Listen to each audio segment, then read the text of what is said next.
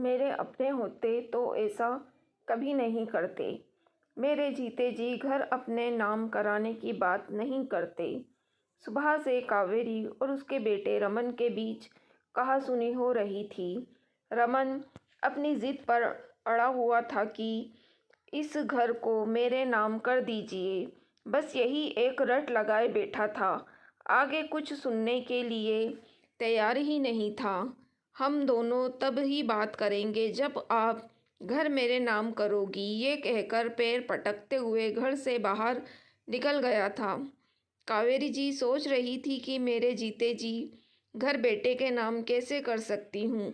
कल को किसने देखा है, मैं उसकी बात हरगिज नहीं मानूंगी। सोनल बहू अलग रसोई में खाना बनाते हुए बड़बड़ा रही थी कि यह घर पैसे आपने साथ लेकर चली जाएंगी क्या? हम उनके अपने ही तो हैं। कावेरी जी सोच रही थी कि अपने होते तो इस तरह का बर्ताव कभी नहीं करते। एक हफ्ते से पीछे पड़ा है, घर उसके नाम कर दो।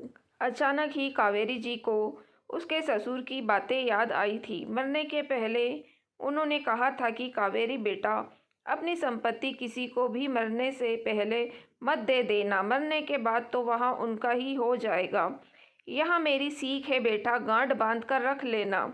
उसे वे दिन याद आ गए जब वह शादी करके इस घर में आई थी।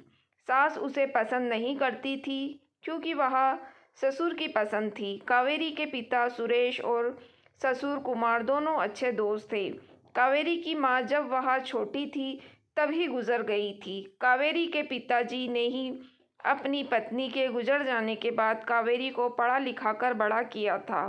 एक दिन दोनों दोस्त पार्क में मॉर्निंग वॉक कर रहे थे तो कावेरी के पिता को वहीं पर दिल का दौरा पड़ गया था। सभी लोग उन्हें अस्पताल लेकर गए परंतु उनकी जान नहीं बचा सके। मरने से पहले कावेरी के पिता ने कुमार से बेटी की जिम्मेदारी लेने को कहा था। वैसे वह पढ़ी लिखी सुंदर सुशील थी। अपने दोस्त की आखिरी इच्छा पूरी करने के लिए उन्होंने कावेरी को अपने घर की बहू बनाकर ले आए थे। सास को यह पसंद नहीं था। उन्हें लगता था कि माता पिता के न होने से वह हमेशा यहीं रह जाएगी और बेटे को ससुराल से मिलने वाले तोहफे नहीं मिलेंगे।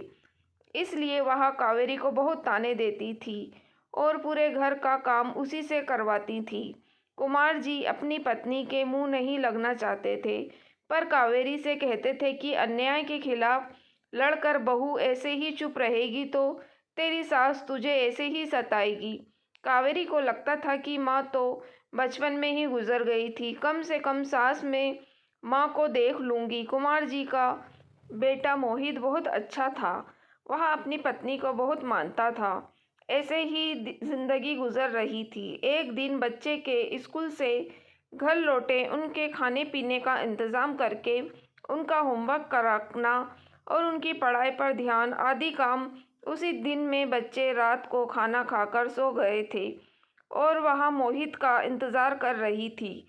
उसी समय फ़ोन पर एक अनकॉल फ़ोन आता है। उठाया तो पुलिस इंस्पेक्टर का फ़ोन आया था। उनके फ़ोन कॉल से उसे पता चला कि मोहित का एक्सीडेंट हो गया है। अपने ससुर की मदद से वह अस्पताल पहुंचती है परंतु तब तक मोहित की मौत हो गई थी। कावेरी और मोहित के दो बच्चे थे, बेटी निम्मी और बेटा रमन। मोहित पढ़े लिखे थे परंतु अपना व्यवहार करना चाहते थे, इसलिए पिता से लड़ झगड़ कर एक किराने की दुकान को खोल लिया था। दुकान ठीक से नहीं चलती थी लेकिन पिता के साथ मिलकर रहने के कारण तकलीफ नहीं होती थी। कावेरी की सास को लगता था कि बेटे को अलग रहने के लिए भेजेंगे तो वह अपनी जिम्मेदारियों को अच्छे से समझेगा, पर ससुर नहीं चाहते थे। उन्हें मालूम था कि दुकान से होने वाली आमदनी से दो दो बच्चों की परवरिश करने में उसे तकलीफ होगी। सास की जिद के आगे उन्होंने घुटने टेकने पड़े और मोहित के परिवार को अलग घर में शिफ्ट होना पड़ा। अब कावेरी भी पति के साथ दुकान पर बैठने लगी। दोनों मिलकर इतना तो कमा ही लेते थे कि अपने बच्चों की ज़रूरतों को आसानी से पूरा कर सके। हर रोज़ की तरह उस दिन भी कावेरी पहले घर पर आ गई थी, क्योंकि बच्चों के स्कूल से घर लौटने के पहले ही वह घर पहुंचकर सास के मना करने पर भी कुमार कावेरी और बच्चों को लेकर अपने घर आ गए थे।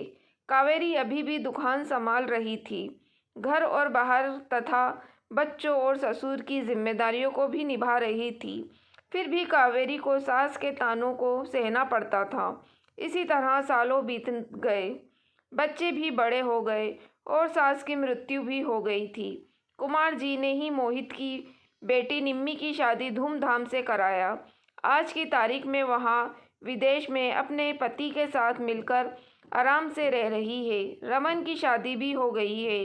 वह एक बहुत बड़े मल्टीनेशनल कंपनी में बहुत बड़े पोस्ट पर है और बहुत ही अच्छे पैकेज भी है। पत्नी भी पढ़ी लिखी थी, पर वह घर पर रहकर अपने बच्चों की देखभाल करती है। रमन ने अपने पैसे से एक विला खरीद लिया था। उसका दोस्त अपना घर बेच रहा था तो उसे लगा माँ के नाम पर जो घर है उसे बेचकर खरीद लूँगा। माँ है कि इस बात पर राजी ही नहीं हो रही थी।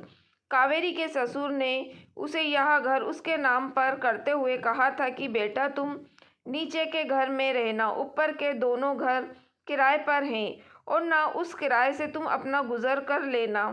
तुम्हें किसी के आगे हाथ फैलाने की ज़रूरत नहीं पड़ेगी।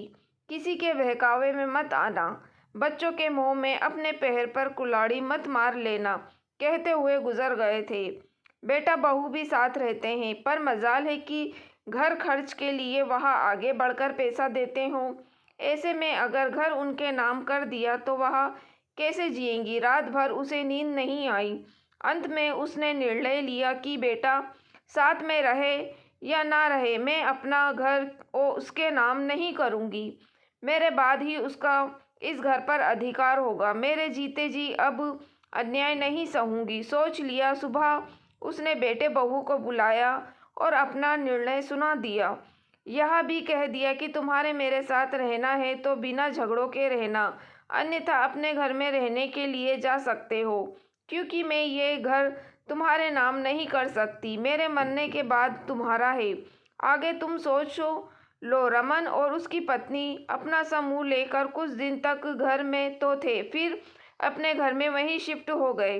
कावेरी जी भी जिंदगी बहुत आराम से चल रही थी। किराए के पैसे से उनका खर्चा आराम से चलता। एक बात कावेरी जी के समझ में आ गई, कोई अपना नहीं होता, बस अपने दम से दम है।